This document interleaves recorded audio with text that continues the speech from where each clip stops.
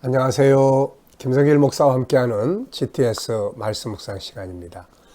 자, 오늘은 두 번째 주간의 셋째 날 묵상입니다. 셋째 날의 주제가 뭔지 기억나시나요? 숨겨진 비밀 찾기입니다. 말씀 속에 담겨져 있는 더 깊은 은혜들을 찾아내는 거죠.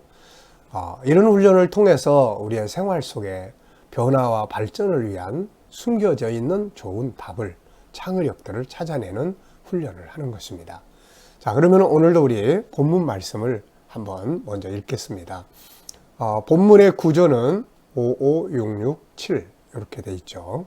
5는 딴 사람 판단하면서 자기가 그 길로 가는 거, 문제점.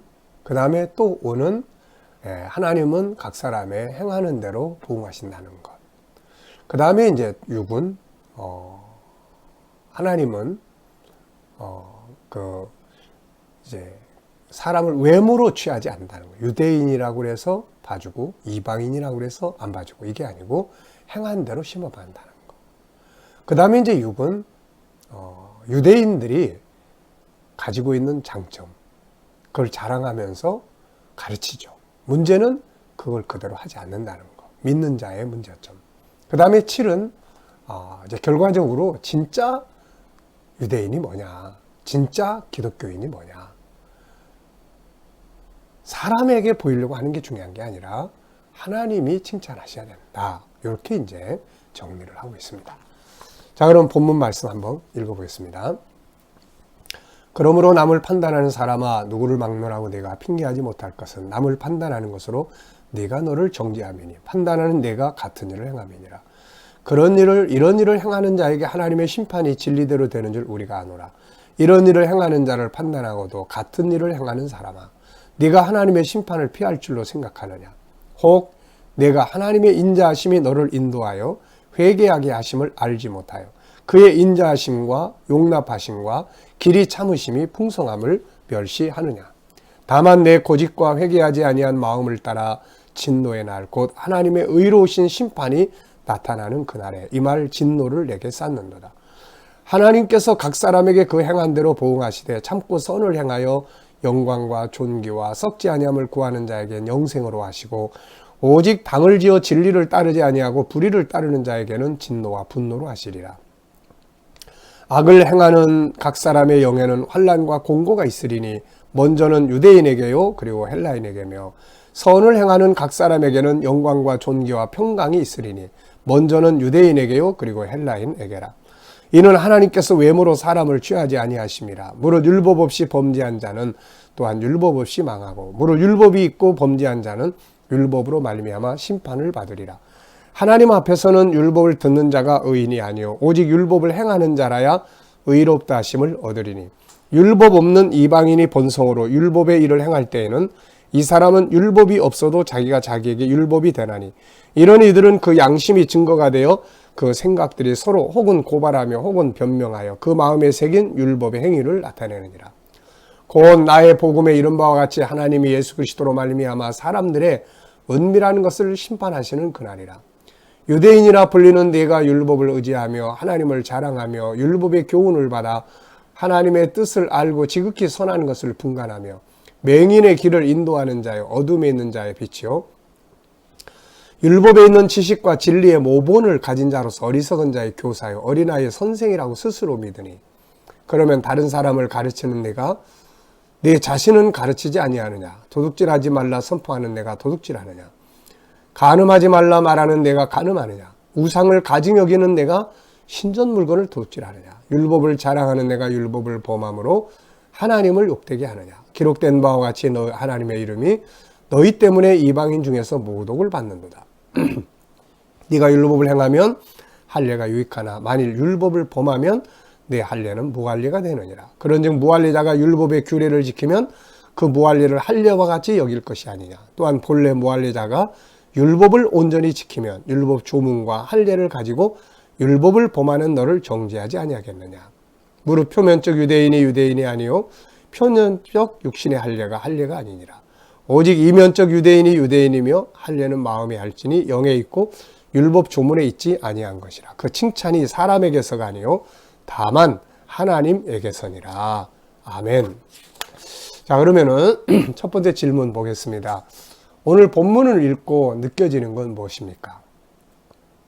본문을 읽으면서 깨달아지는 것, 느껴지는 것, 공감하는 것, 네, 이런 부분들 체크하시면 되겠어요.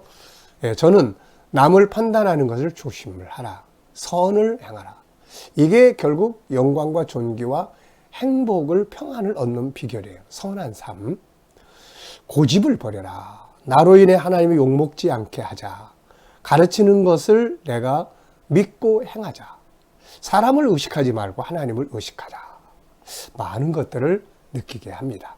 자, 두 번째 질문입니다. 1절로 3절은 남을 판단하고 비판하는 것의 문제점을 지적하고 있습니다. 다른 사람을 비판하고 판단하는 것의 문제점은 뭘까요? 내가 딴 사람을 비판하고 판단하는 거. 우리 너무 쉽게 잘할 때가 많아요. 교회 안에서도, 뭐 가정 안에서도 아내를 판단하고 남편을 정죄하고 막 이러는 것들이 우리 너무 많잖아요. 이런 거 조심해야 됩니다. 자, 그렇다면 문제점은 뭔가 세 가지를 전 적어봤는데요. 첫째는 자기가 또 그 길로 간다는 거예요. 화내지 마. 너 온유하게 해야 돼. 그래 놓고 자기가 또 성질내고 이런 거. 자신이 심판자가 된다는 거. 심판자는 하나님만이에요. 예수님만 심판하실 수 있어요. 그래서 예수님이 바리새인들, 사두개인들을 향해서 외식하는 자, 형식하는 자요. 막 그러시면서 판단하셨는데 이건 심판자이기 때문에 하는 거예요. 심판. 네. 근데 우리는 심판자가 아니잖아요. 우리는 심판받을 대상이에요. 심판받을 대상이 옆에 사람의 죄를 보면서 야, 너 그렇게 살아가지고 너 심판을 안 받을 수 있겠냐? 그러면서 또 나도 그렇게 행하니까 예, 심판자 우리 아니에요. 그 다음에는 내가 비판하고 판단할 때 그 이야기를 들었을 때 상대방이 참 상처를 받게 된다는 거예요. 상대방이 무척 상처를 받아요. 네.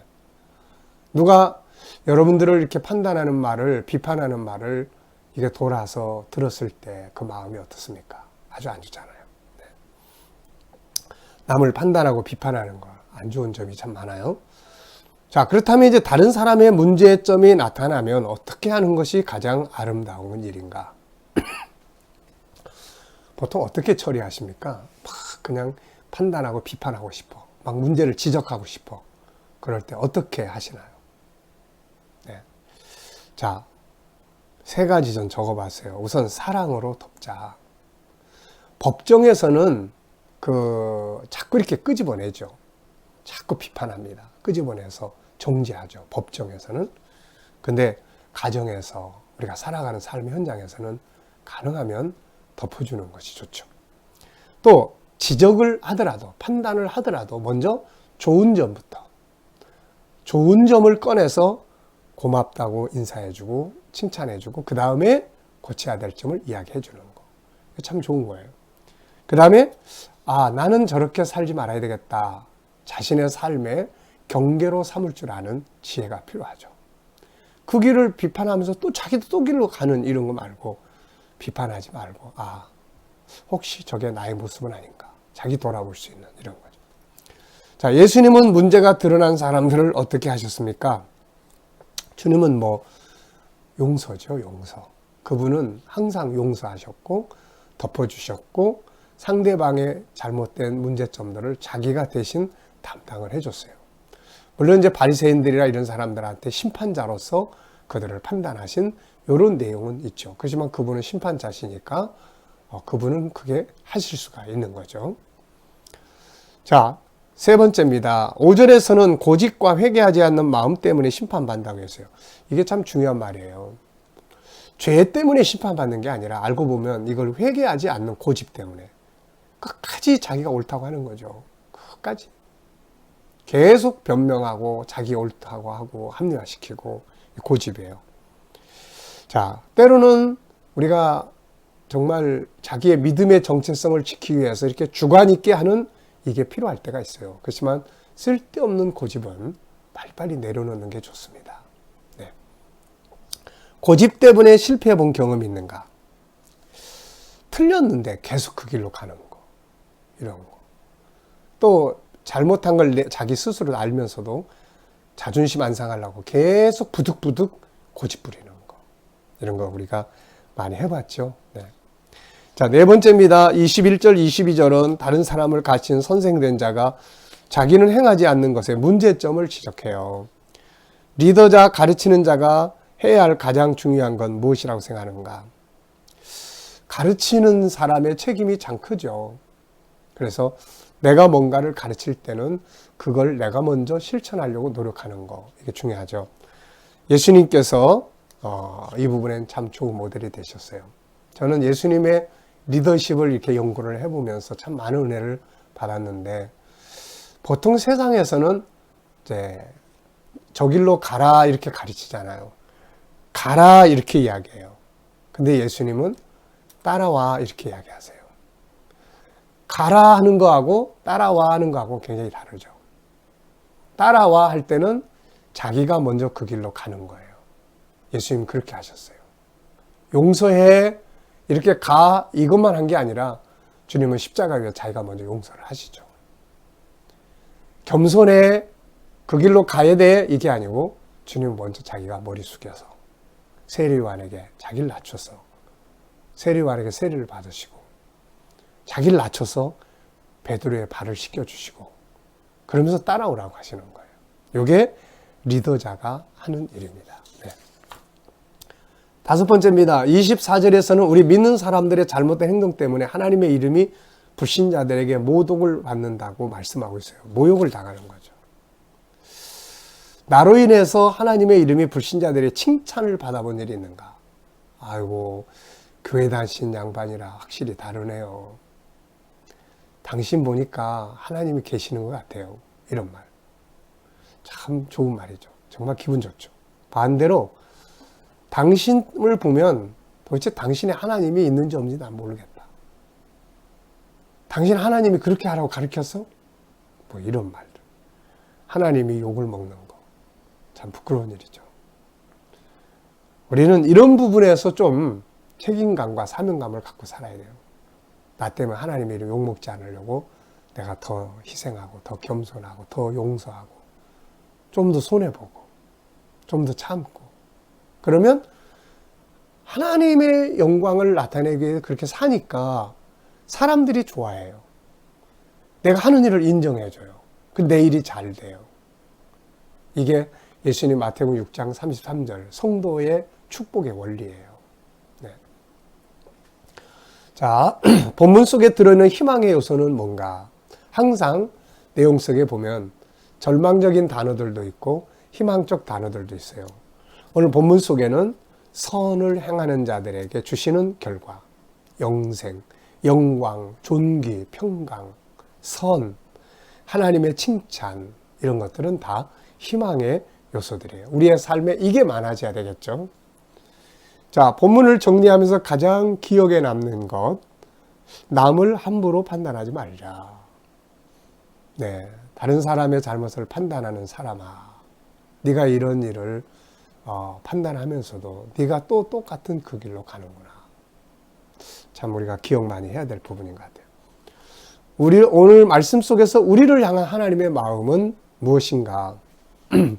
자, 이 말씀을 다 보고 나면 어떤 것이 마음에 남습니까? 하나님이 전해주시는 하나님의 마음이에요.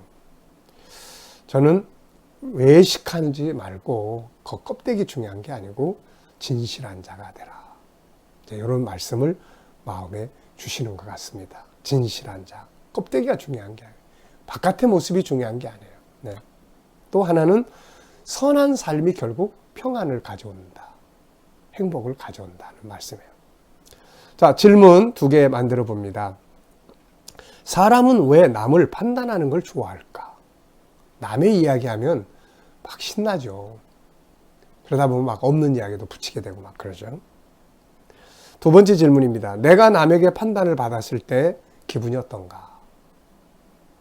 네, 내가 남에게 판단을 받고 비판을 받으면 진짜 속상하죠. 네. 내가 판단할 때 그 사람도 마찬가지일 거예요. 자, 오늘의 과제는 숨겨진 걸 좀 찾아내는 업무를 하더라도 더 좋은 방법은 없나 이런 질문도 해보시고 이 속에 가장 중요한 특징은 뭐지? 라는 것도 좀 질문도 해보시고 오너가 나한테 일을 맡겼을 때 무엇을 하기를 원할까? 이런 것도 좀 질문해 보시고, 그러면서 변화와 발전을 위한 키가 질문이에요. 그러니까 질문 많이 만들어 보시기 바랍니다. 자, 이제 오늘도 묵상에서 주신 말씀들 기억하면서 아름다운 보석처럼 빛나는 그런 하루가 되시기 바랍니다. 기도하고 마치겠습니다. 하나님 아버지 감사합니다. 오늘도 로마서 2장을 통해서 우리 믿는 사람들의 부족한 점들을 또 지적해 주셨습니다. 하나님, 우리가 정말 하나님의 이름을 욕되게 하지 않도록 우리가 잘하게 해 주시옵소서. 오늘도 우리 자녀들과 친척들, 이웃들 중에 믿지 않는 자들은 다 주께로 돌아오게 하여 주시고, 또 우리 자녀들, 우리 모든 성도들이 오늘 살아가는 삶의 현장에 함께 하셔서 어디에서 무엇을 하든 누굴 만나든 코로나 바이러스로부터 저희들을 꼭 지켜주시고, 믿음으로 행하는 직장과 사업장들의 형통함을 주시옵소서. 주님, 나라의 지도자들에게 함께 하셔서 저희가 나라를 올바로 이끌어가게 하여 주시고, 이 땅에서 코로나 바이러스가 하나님 속히 완전하게 소멸되게 하여 주옵소서. 백신들을 연구하고 치료제를 개발하는 자들에게 지혜를 주셔서 잘 개발해 갈 수 있도록 은혜 베풀어 주시옵소서. 거룩하신 하나님 아버지, 하나님께서 세계 곳곳에 있는 선교사님들과 그들의 사역에 은혜 베풀어 주시고, 또 하나님 핍박받는 이슬람권, 힌두권, 불교권, 공산권에 있는 모든 교회들을 위해 하나님 은혜 베푸시고 믿음 잘 지킬 수 있도록 힘주시고 역사해 주시옵소서. 감사하며 예수님의 이름으로 기도하옵나이다. 아멘.